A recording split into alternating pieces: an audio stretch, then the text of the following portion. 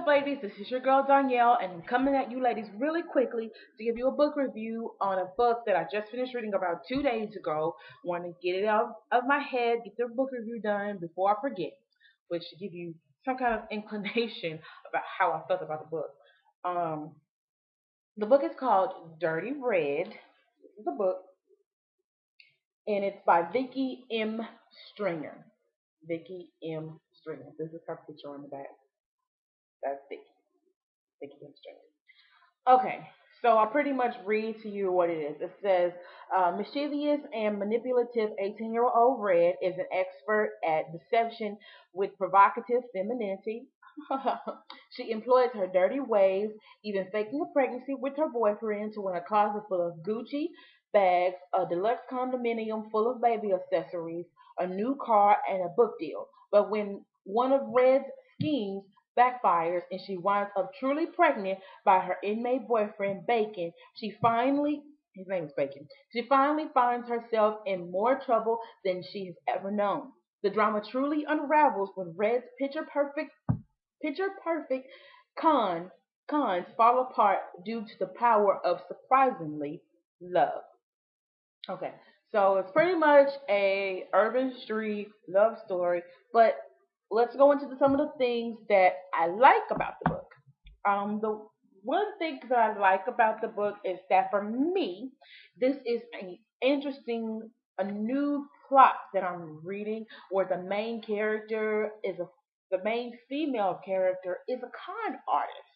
This girl is dirty. She really is dirty. I'm not gonna say anything. I'm not gonna spoil the book. I'm not gonna do any spoilers. But she really is dirty. A lot of things that she does, you just like, oh my god, I can't believe that she did that. Can't believe that she would be capable of the things that she did. I like that idea. I haven't read a book about that before, where the woman is the con artist and she's doing more than just screwing guys to get their money and to get the perks of being with a baller and a drug dealer. You know what I'm saying? It's more than that. She thinks about these things and she schemes and she's quick on her feet and she's a con artist. I mean, she really is a con artist. And so for me, that was refreshing to read. Um, Pretty much, it's gonna be bad. This that's what I like mainly about the book. So let's get into what I don't like. One of the things that I don't like about the book is that I don't, first of all, I don't like to read books where you have to get backstory on a character. Um, I like books where you are with the character in the beginning of their story and you grow with them and you walk with them as they go through the things that they're going through. I don't really like books to where you're introduced to the character and they're already in a situation and then you have to backtrack in order to get a feel as to why the character is the way that they are and why they do the things that they do. This book is pretty much like that. It starts off with Red and her conniving ways, and you really don't get a sense of why she does the things that she does or why she is the person that she is until the middle of the book. So you have to read all the way to the middle of the book. And by the time I got to that point, I hated her. I didn't care what she had been through. I didn't have it in me to be sympathetic for her at that point because I had just known too much about what she was already currently doing. I didn't care about her going through the things that she had went through that made her be the person that she was. And in which case, if you ask me, it really wasn't a strong enough reason for me to believe that the events that took place in her life would result in her being a con artist. It just kind of didn't flow together for me. A second thing that I did not like about the book was that the love story in the book. The love story in the book, once again, is just about development for me, about character development and character growth in the book, in the story. And I didn't really feel the connection between the two love characters. I didn't feel a connection between Red and Q, which is her love interest in the book. And on the back, what the part that I read to you would know is that love makes her change and do all this other stuff. That's not the impression that I got when I was reading the book. That's not the impression that I got. Um, I don't really understand what it was and at what point she snapped and was like, "Hey, I'm in love. I can't live like this forever." It was just like she was in a scheme, and then all of a sudden she couldn't do it no more. She was in love, but you really don't get the backstory about why she loves him, how she falls in love with him. You don't get that until the end of the book, and which I understand it was just like she had an epiphany, like she had an aha moment, and it was just like, oh my God, I recognize that I'm in love with this guy. But you don't really get to read enough about them together, besides her scheming and plotting on him to make him think that she's pregnant so he could buy her all of these clothes and buy condos and do all this other stuff. It's like, at what point is love introduced into the picture?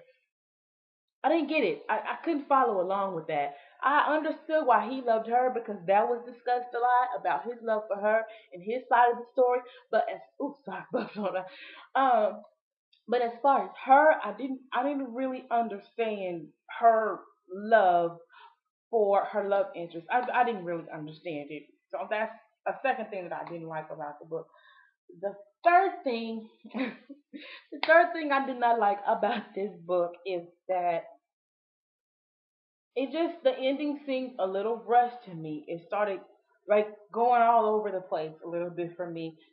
The story had potential to really be great, and this is actually a trilogy. So I feel like when you're writing a trilogy, you don't have to cram all of these things into the book. You have to take it one step, one situation at a time. It was just like this is going on, this is going on, this is going on, this is going on. It was like a lot going on, but there wasn't really a lot of clarification between the characters, and there wasn't a lot of character development to where you could understand the situations that were going on. It was just like a bunch of mess that was. It was just like one big mess. Not the book, but the situations that the characters were in. It was just one big mess, and you kind of had to like stay focused on, okay, who am I reading about? Okay, where does she come from? Okay, how is she related to this group of people? Like it was like that. It was just a little confusing towards the end, but the beginning of the book gradually the pace of the beginning of the book is really good. That's another thing I like. The pace at the beginning of the book is really good, but at the end, it kind of just was like, yeah, this could have been better. Wasn't just terrible, wasn't terrible, but it could have been better. There was room for it to be better.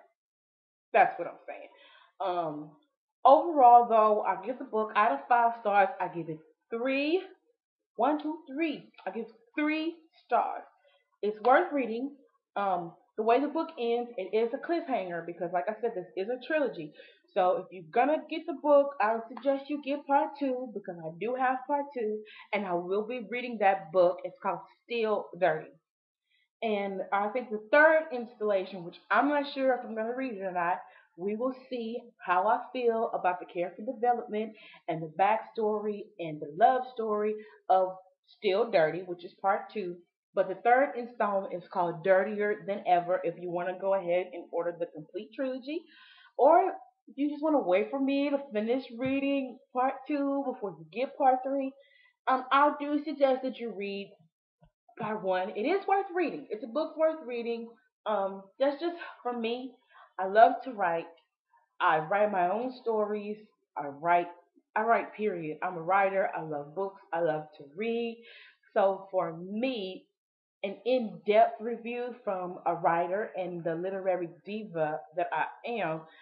That's just my opinion of the book. You can read it, and my girlfriend suggested that I read it, and she actually loved it. And I didn't love it. I liked it. It was okay. It was okay enough for me to read part two, which is good. Because if I'm gonna read part two, that's a good sign. So just go out, give it a try. Tell me what you ladies think about the book. If you do read it, let me know if you do purchase it because I'm interested in hearing what you ladies thought about the book, what you thought about Red and Q and Bacon. Yes, and Kira and all of those people, and Mikhail and all of those people. So just no, for real. Thank you for watching this video. I gotta go. I'm gonna relax and enjoy my night off with no homework. Make sure you guys follow me on Twitter. It's femininity to you at Twitter. Come on, guys, just follow me on Twitter. Support my channel. Make sure you thumbs up the video. Also wanted to give a shout out to the girl who gave me or who hit me up and let me know that you like the fact that I do book reviews on my channel. I really appreciate that because I didn't see too many people doing book reviews, and I love to read and I love publishing, which is really what my dream goal in life is, to own my own publishing company and publish African American authors, and maybe even publish my own magazine and distribute my own magazine. So I love books, and just the fact that you ladies reached out to me and let me know that you like the fact that I was doing book reviews on my channel, it is greatly appreciated. Thank you to my 41 subscribers. I didn't even think I would have one, so I'm very appreciative. But like I said, let me just go because y'all know I can be long-winded. Thank you for watching. I love you guys. Make sure you thumbs up. Make sure you follow me on Twitter. Keep it locked because I'm off this weekend. I'm going to have more videos coming to you. I may even be changing my hair soon. That's a whole nother video. So,